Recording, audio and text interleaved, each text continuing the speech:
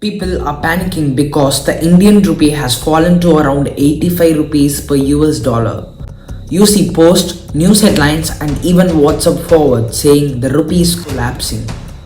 But what if I told you this fall could actually make India stronger? Sounds crazy? Stay with me. I'll explain why this so-called weakness might actually be an economic opportunity. The rupee has been falling dramatically against the dollar in recent months. Rupee weakened to an all-time low, trading nearly 77.40 to the dollar. This as foreign funds rush to safety. Institutional investors, overseas investors have pulled out well over 1,32,000 crore from the Indian market. As lockdowns in China and the Ukraine war and fear of higher interest rates sent a nervous jolt through the markets.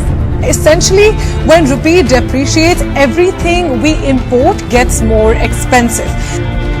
Imagine you're in a textile factory in India and sell shirts abroad for $10 each.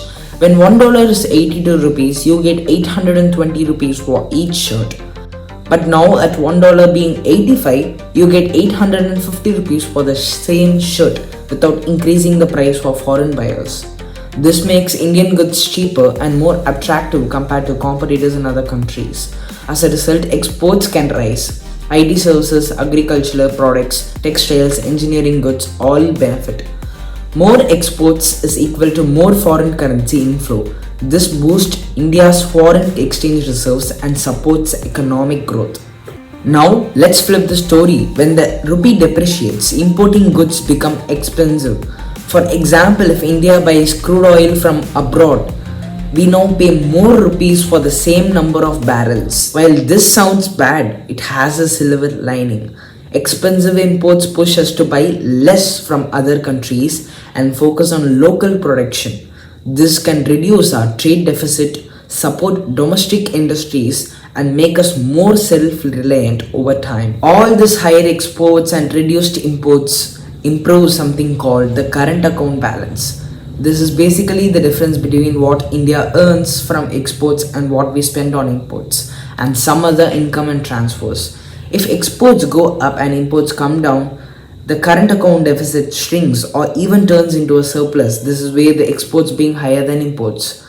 A positive current account balance means we are earning more from the world than we are spending, and that's a sign of stronger economy.